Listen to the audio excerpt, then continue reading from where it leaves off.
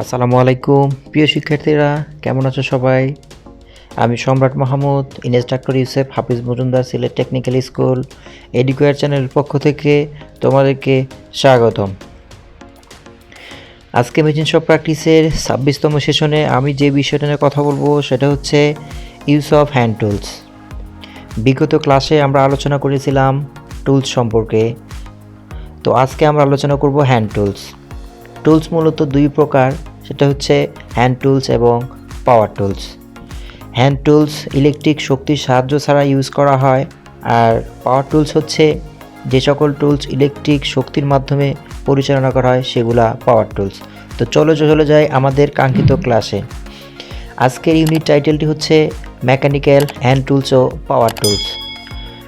ইউনিটের বর্ণনাটি হচ্ছে এই ইউনিট পাঠ করলে মেকানিক্যাল হ্যান্ড টুলস এবং পাওয়ার টুলসের জন্য প্রয়োজনীয় জ্ঞান, দক্ষতা ও মনোভাব অর্জন করতে পারবে। মেশিন শপে ব্যবহৃত মেকানিক্যাল টুলস, পাওয়ার টুলস সমূহের নাম, ব্যবহার ও ইউনিট এই ইউনিটের অন্তর্ভুক্ত রয়েছে। এছাড়াও রয়েছে জব শিট, স্পেসিফিকেশন শিট এবং সেলফ চেক।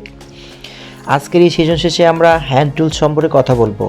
বিগত দিনে আমরা হ্যান্ড টুলস সম্বন্ধে বলেছি, আজকে হ্যান্ড টুলসের দ্বিতীয়তম ক্লাস, অর্থাৎ হ্যান্ড টুলসের কাজ কি, কোন টুলসের কি কাজ সেই সম্পর্কে আমরা কথা বলবো। তো দেরি না করে চলো আমরা চলে যাই আমাদের ক্লাসের মূল বিষয়বস্তুতে।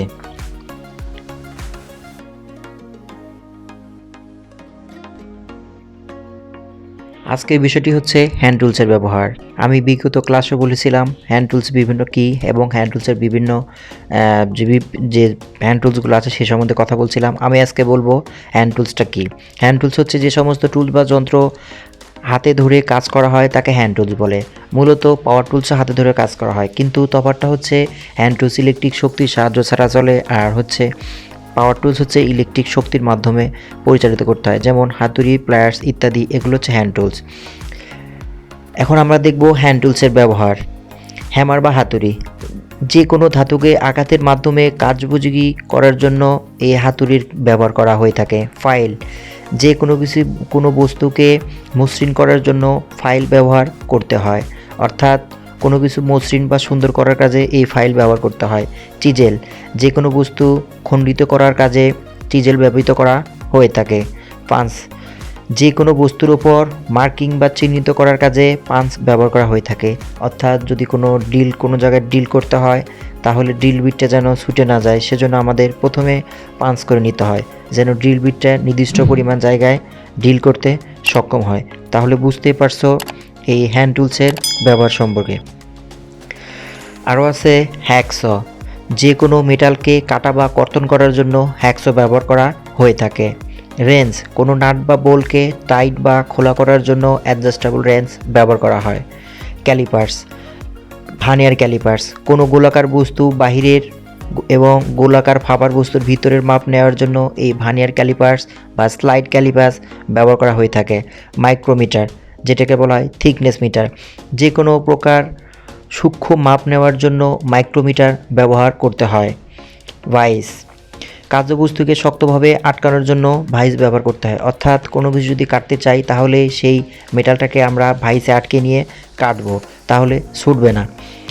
স্টিল রোলার কোনো বস্তুকে স্বাভাবিকভাবে মাপার জন্য স্টিল রোলার ব্যবহার করা হয়ে থাকে, অর্থাৎ আমরা যে টেপটা বা মেজারিং টেপটা ব্যবহার করে থাকি সেটাকে বলা হয় স্টিল রোলার। এছাড়া অনেক ধরনের টুলস আমাদের কর্মক্ষেত্রে কাজের উপযোগী অনুযায়ী ব্যবহার হয়ে থাকে। প্রতিটা হ্যান্ড টুলসের আমাদের ব্যবহার জানতে হবে, তাহলে আমরা সঠিক ব্যবহারটাই করতে পারবো। হ্যান্ড টুলসের যত্ন এবং রক্ষণাবেক্ষণ, অর্থাৎ আমরা কাজ করব এবং কাজ করার পরে সেগুলো যদি রক্ষণাবেক্ষণ না করি তাহলে সেগুলো টিকবে না। হাতুড়ি বা হাতল দিয়ে ঢিলা হয়ে গেলে উহাকে মেরামত অথবা নতুন হাতল প্রতিস্থাপন করতে হবে। হাতুড়ি দিয়ে কাজ করার পর একে ভালোভাবে পরিষ্কার করে দেয়ালে ঝুলিয়ে রাখতে হবে। দীর্ঘদিন অব্যবহার্য থাকা সম্ভাব্য কোনো কিছু থাকলে তা ধাতব অংশ তৈল মাখিয়া রাখা দরকার। কাজের পূর্বে স্ক্রুড্রাইভারের টিপ ভালোভাবে পরীক্ষা করে নেওয়া উচিত, কেননা ব্যবহারের পর পরিষ্কার করে তেল গ্রিজ দিয়ে রাখতে হবে। পাঞ্চ করার সময় ভালোভাবে পরিষ্কার করে তেল বা গ্রিজ দিয়ে রাখতে হবে। পাঞ্চের মাথার ভোঁতা হয়ে গেলে গ্রাইন্ডিং করে পরিষ্কার করে নেওয়ার সময় করে নিয়ে পুনরায় ব্যবহার করতে হবে। আমাদের লক্ষ্য রাখতে হবে কোনো জিনিসও যেন এলোমেলো না থাকে। অবশ্যই সেগুলা খুব সুন্দরভাবে সাজিয়ে রাখতে হবে এবং যথাযথভাবে টুলস বক্সে সাজিয়ে রাখতে হবে। নতুন ফাইল দিয়ে প্রথমে কোনো শক্ত স্টিলের ওপর ফাইলিং করা উচিত নয়। ব্যবহারের সময় বা ব্যবহারের পরে ফাইলের উপর যাতে কোনো প্রকার তৈল বা গ্রিজ না লাগে সেদিকে লক্ষ্য রাখতে হবে, কেননা যখন আমরা তৈল বা গ্রিজ লাগবে তাহলে সেটা হাত থেকে ছুটে গিয়ে ক্ষতির সম্ভাবনা হতে পারে। তো অবশ্যই তোমাদের মনে রাখতে হবে সেফটি ফার্স্ট, প্রোগ্রেস মাস্ট। কর্মক্ষেত্রে তোমাদের অবশ্যই সাবধানতা অবলম্বন করে কাজ করতে হবে। যদি সাবধানতা অবলম্বন না করে কাজ করো, যে কোনো ধরনের দুর্ঘটনা ঘটতে পারে।